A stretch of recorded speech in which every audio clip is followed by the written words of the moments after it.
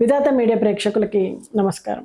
కార్తీక మాసంలో గ్రహస్థితుల ఆధారంగా మకర రాశి వాళ్ళకి ఎలాంటి ఫలితాలు ఉంటాయో ఈ వీడియోలో చూద్దాం. కార్తీక మాసం అనేది భక్తి, దీక్ష, దానం, దీపారాధన, ఉపవాసం, స్నానం వంటి పవిత్రమైనటువంటి క్రతువులకు ప్రసిద్ధి అయినటువంటి మాసం. మరి ఈ మాసంలో సూర్యుడు తులారాశిలో నీచ స్థితిలో ఉన్నాడు. చంద్రుడు క్రమంగా కృష్ణపక్షం నుంచి శుక్లపక్షానికి ప్రయాణిస్తూ ఉంటాడు.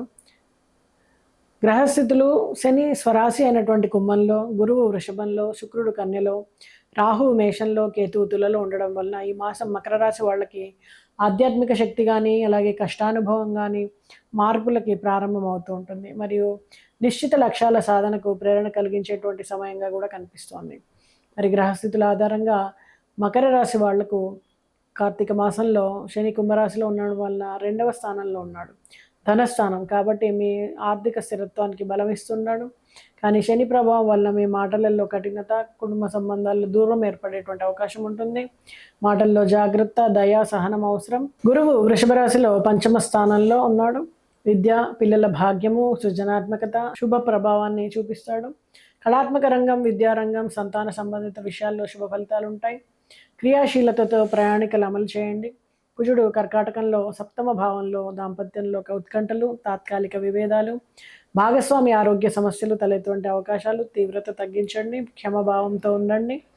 బుధుడు వృశ్చిక రాశిలో 11వ స్థానంలో ఉన్నాడు. స్నేహితులు, సామాజిక వర్గం, ఆర్థిక లాభాలు కొంత చక్కబడతాయి. అలాగే బంధువులతో ఆర్థిక వ్యవహారాల్లో జాగ్రత్త అవసరం. శుక్రుడు కన్యా రాశిలో 9వ స్థానంలో విదేశీ ప్రయాణాలు, ఉన్నత విద్య, గురు మార్గదర్శనం, ధార్మికతలో కలిసి ప్రగతి సాధ్యమవుతుంది. మాతృదేవత పూజలు, గురుసేవ, ఉపవాసం ఈ సమయంలో చాలా శుభంగా ఉంటుంది. మరి కార్తీక మాసంలో మకర రాశి వారికి మిశ్రమమైనటువంటి ఆర్థిక ఫలితాలు ఉంటాయి. పాత పెట్టుబడుల నుండి లాభం వచ్చేటువంటి అవకాశం, ఆస్తి కొనుగోలు, భూమి వ్యవహారాలు జాగ్రత్తగా ఉండాలి. అవసరం లేని అప్పులు చేయకండి. కార్తీక దీపారాధన చేస్తే ధన స్థిరత్వం కలుగుతుంది. వృత్తి, వ్యాపారం, ఉద్యోగాన్ని గమనిస్తే కార్తీక మాసంలో మకర రాశి వాళ్ళకి, ఉద్యోగస్తులకు ఈ కాలం మితమైనటువంటి పనితో కూడింది. పై అధికారులు మీ పనితీరును గమనిస్తారు. వ్యాపారస్తులకు కొత్త భాగస్వామ్యాలు, ఒప్పందాలు ఉంటాయి. కానీ వాటిలో పారదర్శకత అవసరం. గురువారం నాడు పసుపు వస్త్రధారణ, బుధవారం నాడు గణపతి పూజ వృత్తిలో శ్రేయస్సునిస్తాయి. దాంపత్య జీవితాన్ని, కుటుంబ జీవితాన్ని గమనిస్తే కార్తీక మాసంలో మకర రాశి వారికి చల్లదనాన్ని పెంచేటువంటి ప్రయత్నం చేయండి. భార్యాభర్తల మధ్య అభిప్రాయ భేదాలు రావచ్చు. సంతానం నుండి సంతోషం పొందుతారు, కానీ వారి ఆరోగ్యం పైన మాత్రం శ్రద్ధ అవసరం.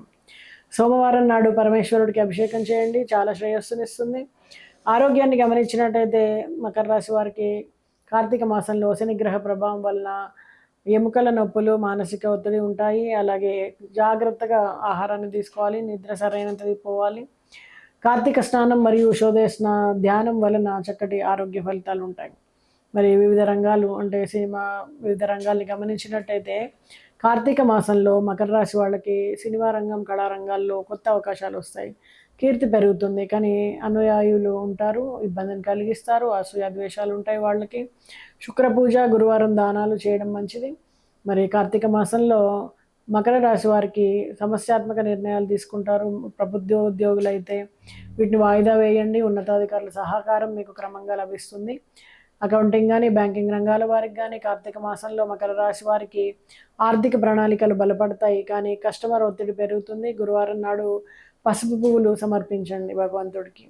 అలాగే వ్యాపారాన్ని గమనించినట్టయితే వ్యాపారస్తుల్ని కానీ, ఇతర అవకాశాలని గమనిస్తే కార్తీక మాసంలో మకర రాశి వాళ్ళకి లాభ నష్టాల సమతుల్యత, మార్కెట్ హెచ్చుతగ్గులు, లక్ష్మీనారాయణ పూజ లాభాన్ని చేకూరుస్తుంది.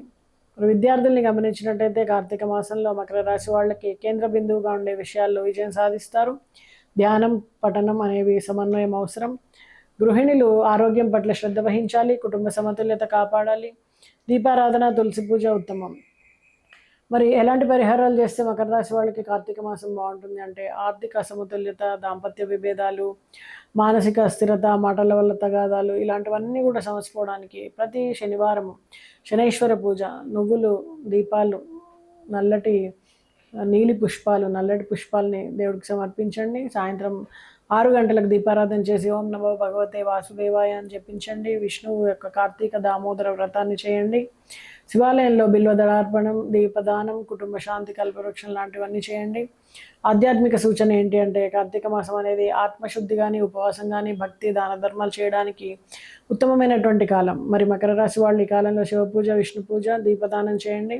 దీపం వెలిగించి లోపల ఉన్నటువంటి చీకట్లను తొలగించి ఆత్మజ్ఞానాన్ని పొందాలి అని నమస్కరించుకోండి. ఇదే కార్తీక మాస తత్వం. మరి కార్తీక మాసంలో మకర రాశి వారికి శ్రమతో కూడినటువంటి శుభఫలదాయకమైనటువంటి సమయం. క్రమశిక్షణ, సహనం, భక్తి ఉంటే విజయం తప్పకుండా సాధిస్తారు.